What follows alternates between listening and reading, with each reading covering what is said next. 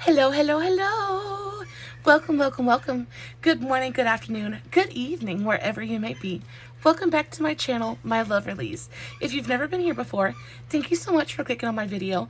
I am so very happy you found me. I do so hope that you will like and subscribe before you leave. Become part of the Mama family. Mama's got your back, at least when makeup's concerned, and definitely when that makeup is cheap. Today is True Love Tuesday, one of my favorite videos to film every single week. Today we're talking about a country music couple that are just so incredibly adorable. It just makes my heart do fuzzy, funny little things. We're talking about Brad Paisley and Kimberly Williams. Their story is so easy and so cute. They are a couple that just fell together and stayed that way. I love their story. I really think that you are going to too. I also will be doing my makeup while I tell you guys this story. I'm going to be doing this eye right here. This is now, excuse my babies in the background, they're in the cage because I have to film and they like to chew up my tile while I'm not like supervising them. So they have to be in the cage. I am sorry for the background noise though. This is the third time now that I'm trying to film this video. I tried to upgrade my I'm not even sure what it's called, but I tried to upgrade my filming set and film in 4K, and it wasn't compatible with YouTube, and it wouldn't upload and all that good stuff. So I'm hoping that it sticks this time. We're going to be using the Beauty Bay Berries palette. This is the first time that I've played with this palette, and I'm so impressed. It is really, really great. Very just saturated color. The tones in here are so pretty. I love the eye look that I was able to create using this palette. Just so good. I probably won't be talking too awful much about what I'm using in this video, but I will of course post everything in the description box along with the tags to my other socials. So if you guys aren't following me on Facebook and TikTok and Instagram, definitely make sure you go do that. I always post finished pictures. So if you guys would like a closer look at the eye, definitely go on over there and check it out. So as I said, we are talking about Brad Paisley and Kimberly Williams today. And the start of this story is just so unique to me, and it's such an innocent... Okay, so Brad Paisley, he is 19 years old, and he is on a date. He is going to the movies with his then girlfriend, and they're going to see Father of the Bride. Now, if you guys are anywhere near my age, Father of the Bride will have been a big part of your childhood as well. Just a tiny, tiny bit before my time. I think when it came out, I think it came out in 91, and I was literally just born, but I did watch the movie growing up, and anything with Steve Martin in it just gives me the feels and all kinds of nostalgia. And we watched that movie all the time, part 1 and part 2, and of course it was huge when it came out.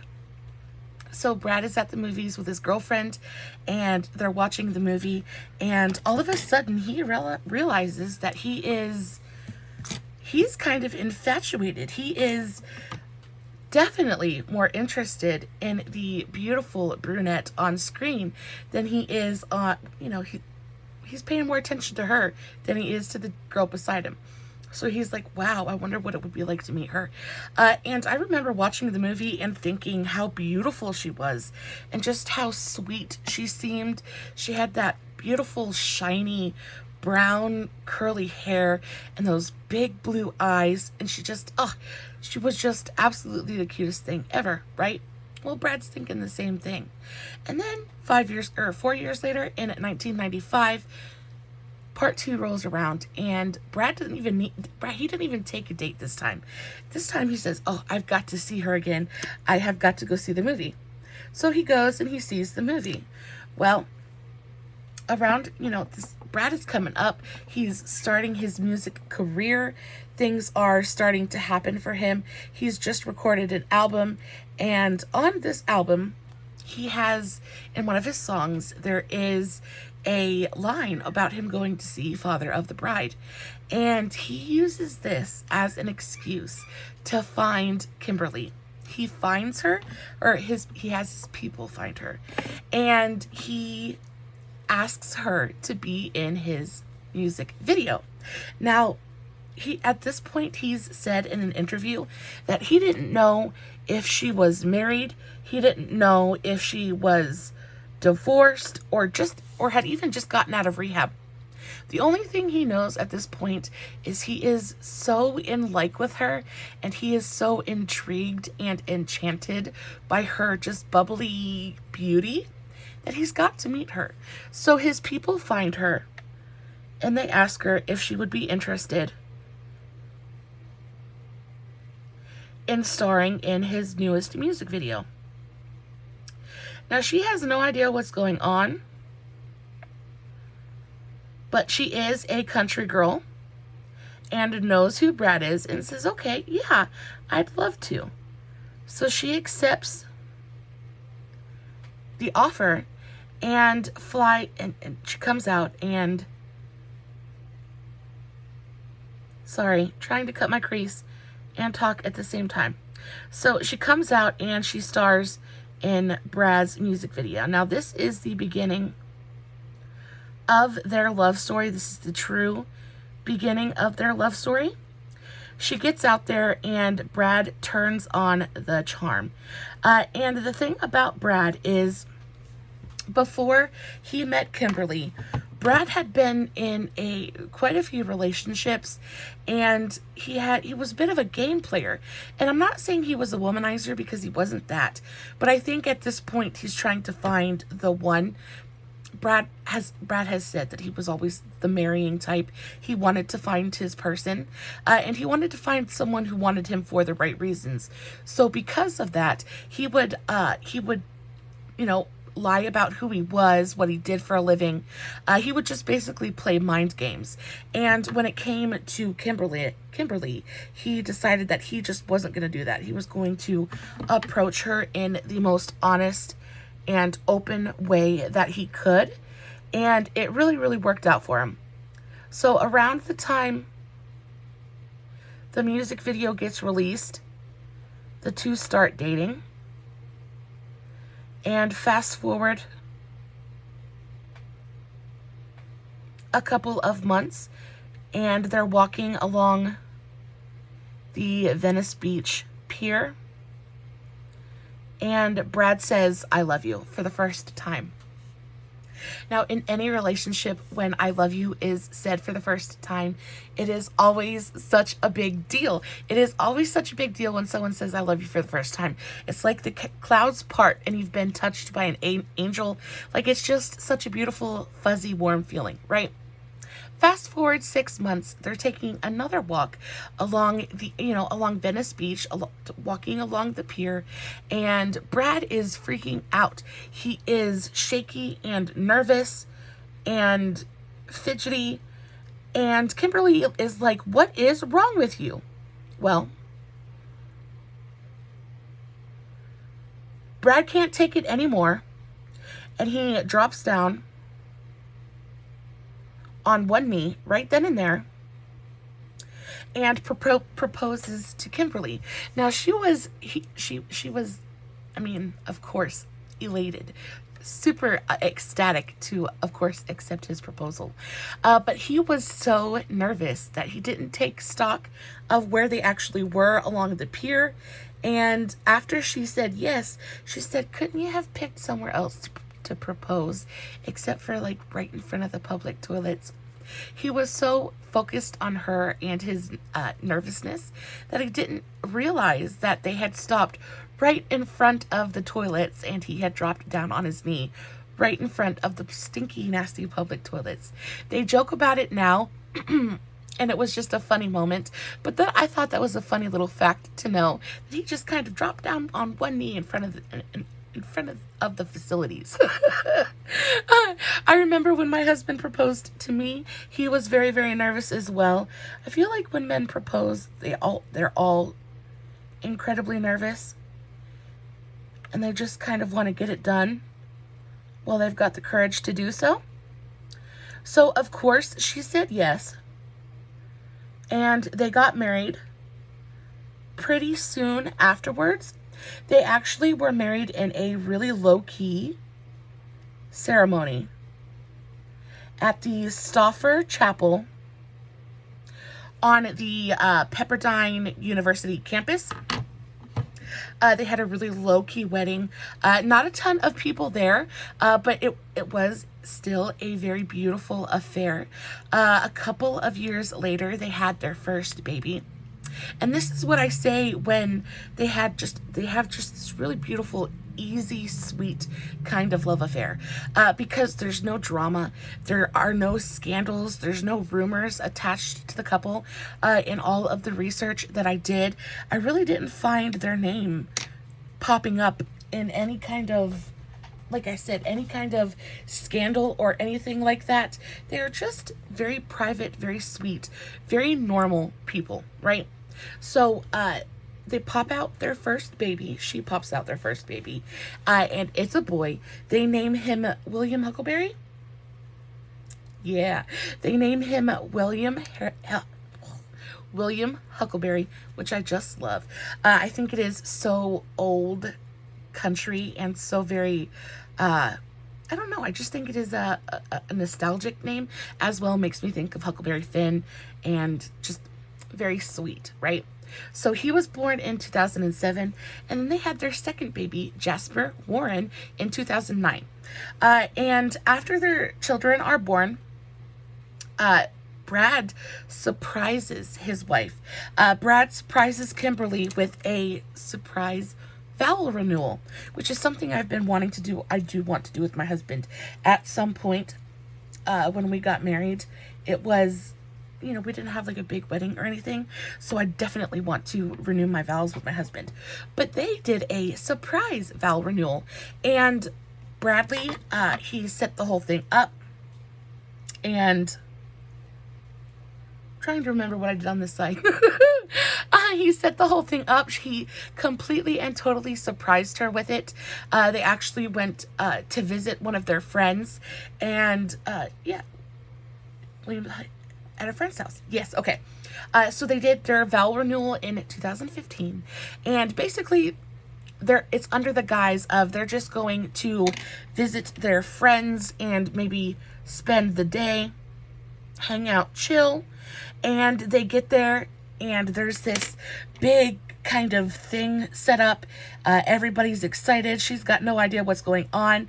And then he hits her with it, asks her to marry him one more time. Of course, she says yes, and she's super excited.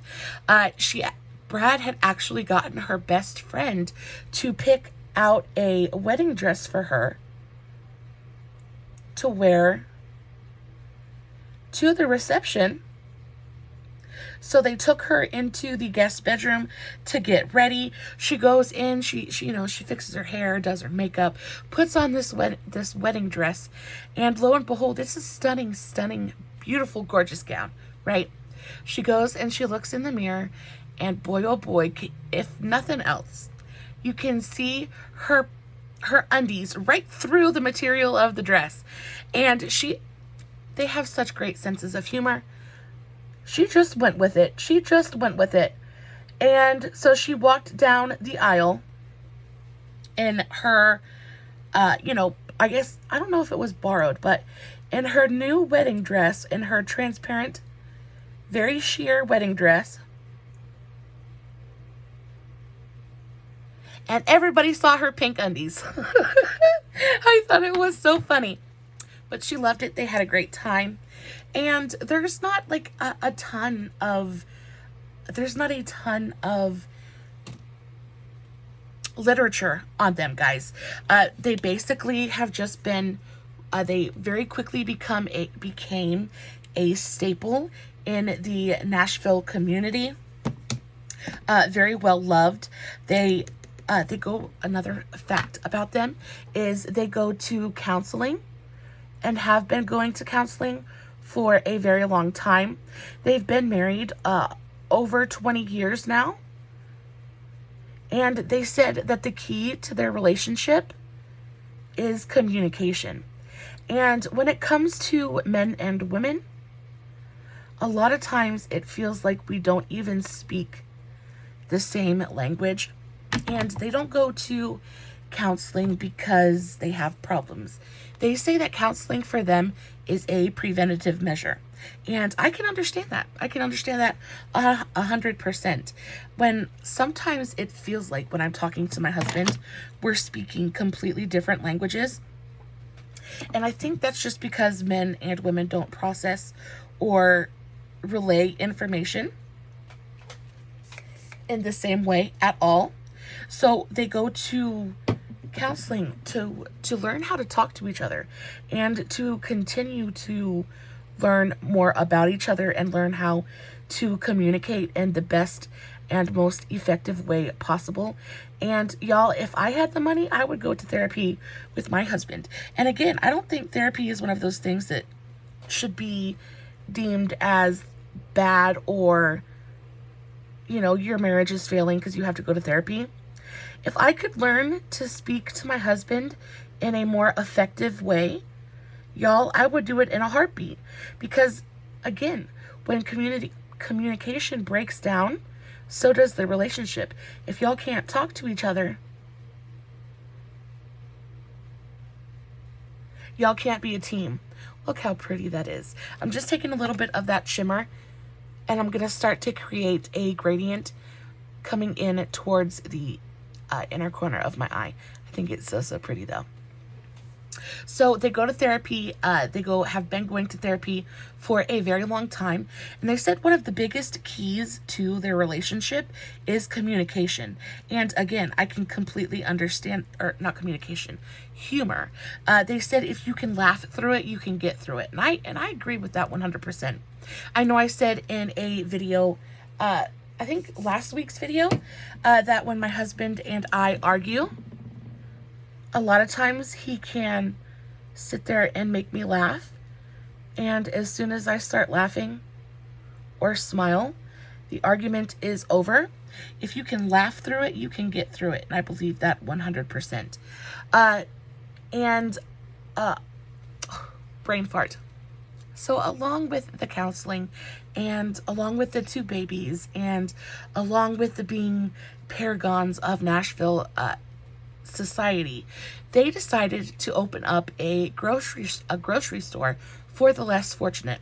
Now they came by this idea from another grocery store, very, very similar to that, in California. Well, they were just kind of, I'm not sure how they came across it, but they had found a grocery store that was kind of aimed towards people, lower income people with, people with problems, the more needy, the less fortunate. And they thought it would be a really great idea to bring that idea back to Nashville.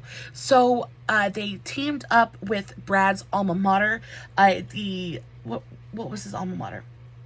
Belmont University. So they teamed up with Brad's alma mater, Belmont University, and they opened up Unity Shop. And the shop is spelled SHOPPE, kind of like the old time like ice cream shops and stuff. So they opened up Unity Shop, and it is a grocery store that is completely and totally free. Everything in this store is free of charge, and it was a smash hit. Like, could you imagine having problems, having money problems, and wondering, because I've been there. I don't know if you guys have, but I've been there. I've been in that situation, wondering how I'm going to feed my baby, wondering how I'm going to get stuff together for, like, what am I going to do? How am I going to find him something to eat for dinner?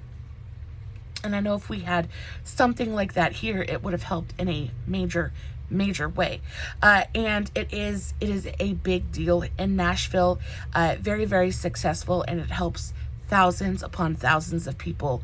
And they won a lot of humanitarian awards, and they are very, very big on giving back to the community, giving back to it's just so nice and so important.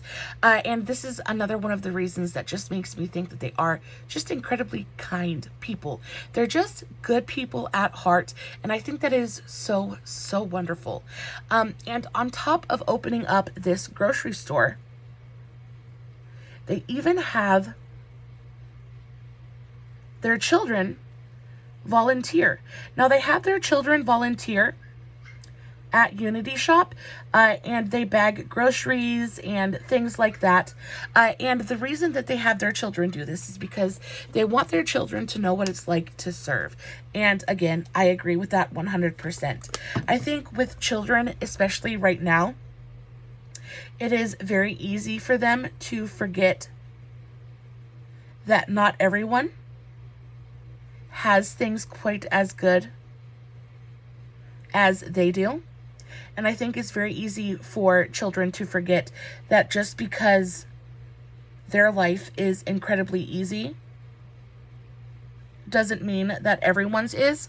Are y'all seeing anything I'm doing? Doesn't mean that everyone's is. And volunteer work is so important. My son and I, we both, around the holidays, we always go, we volunteer at the soup kitchen. It's not really a soup kitchen, but it's the community center, and we volunteer, and I'm a chef, so I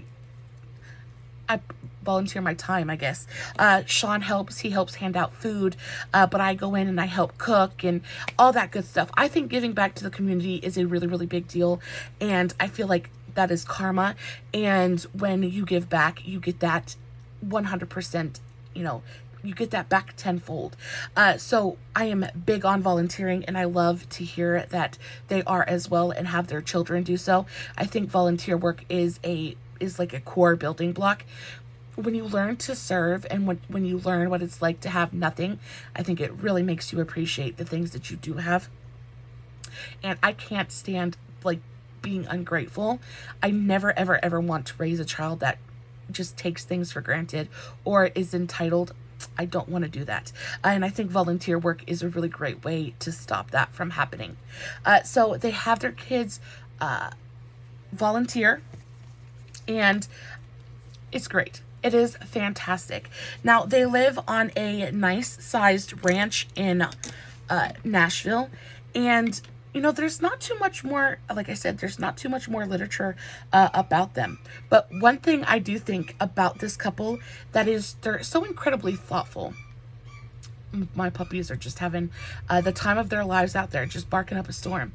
But they're incredibly thoughtful. And this kind of culminates in their anniversary, during their anniversary every single year. So on the day of their anniversary, they have a little keepsake book. And in this keepsake book, they write down their very favorite moments of the year. They write down the best things that happened that year. And the name of this book is Our Greatest Hits, which I love. It's kind of like a play on words because, he is a singer. Greatest hits, all that good stuff. But they write down the best parts of their year in this book, and that way when they're old and their memory isn't quite so sharp, they have a tangible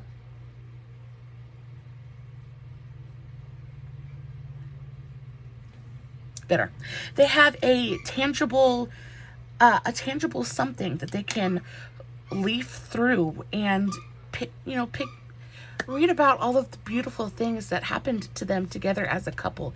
And I love that idea. I really want to start doing something like that with my husband. I wish I could remember to do something like that with my husband.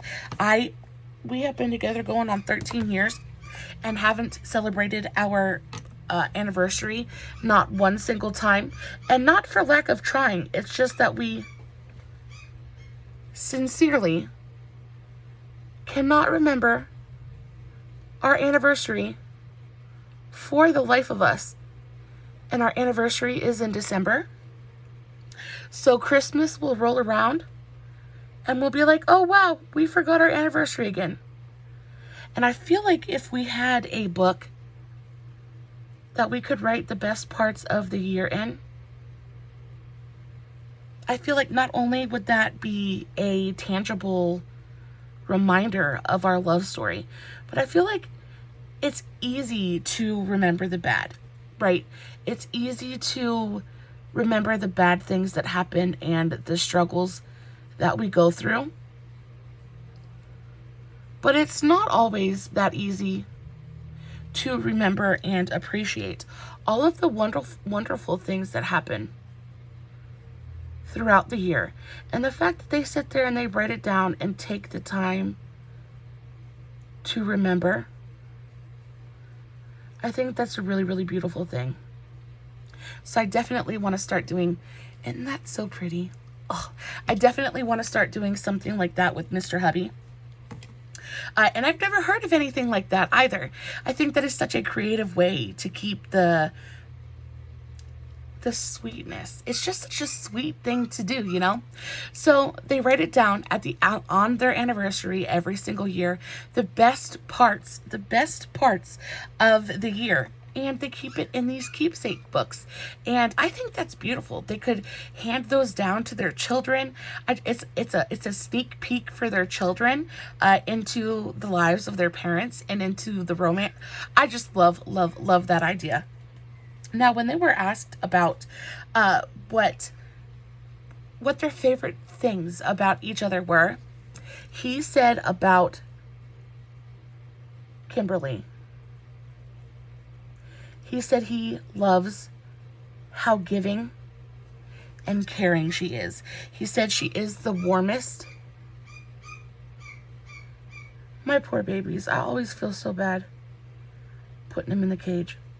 He said she is the warmest, most caring, and loving wife. He said she's thoughtful and she's always 2 steps ahead. She keeps him organized. She keeps him on his toes.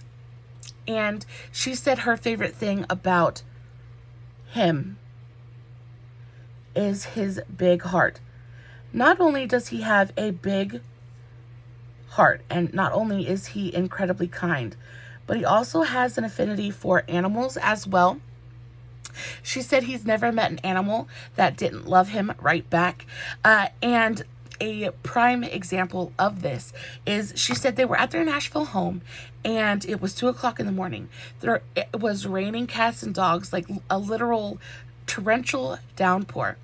And he woke up at 2:00 in the morning and remembered that there was ducks down at the pond. I guess they have a pond on their property. He remembered that there was I don't know if it was a duck or a goose, but there was a bird's nest down at the pond, and he was worried about flooding. He was worried that the eggs were, something bad was going to happen to the nest. So this man gets dressed, puts on his poncho, puts on his rain boots, and runs outside, thunder and lightning crashing all around him, rain coming down in like absolute buckets, races down to the pond to check on these eggs. And she said right then was a prime example of his caring. And you know what they say? They say if someone loves animals, then they've got a good heart. And in his case, it's definitely true. Guys, like I said, pretty short video today. But I think their love story is cute and sweet and romantic and so normal. I wanted to give you guys a normal love story. Love doesn't always have to be this big, grand, dramatic thing. Sometimes love is easy and sweet and soft and so very wonderful. That is going to be it for our story today. You guys know I usually like to end on a quote, and today is no different. So when Brad was asked about his relationship and what kind of impact it has had on his music career, this is what he had to say. So he said, "Now I feel emotions more deeply in every sense. When you feel that kind of love, it makes everything better. And how could that not reflect in my music?" Guys, I love you so very much. I hope you enjoyed today's video. I enjoyed telling it to you. I will, of course, be posting finished look pictures over on my other socials. The links for those will be in the description box, along with everything I used in today's video. I love the eye look. I hope that you do too. It is always my very favorite part of the day, coming in here and talking to you guys. I hope I was able to entertain you, at least some small, tiny bit, and bring you some small measure of joy. Until next time, my beautiful, amazing loverlies. Oh, as always, no filters, no edits, no fancy lighting. It's just me sitting in front of my camera, playing with some makeup, hoping you guys are enjoying what I'm doing. Until next time, my loverlies, stay safe, take care of yourselves, and remember, you're important. Bye.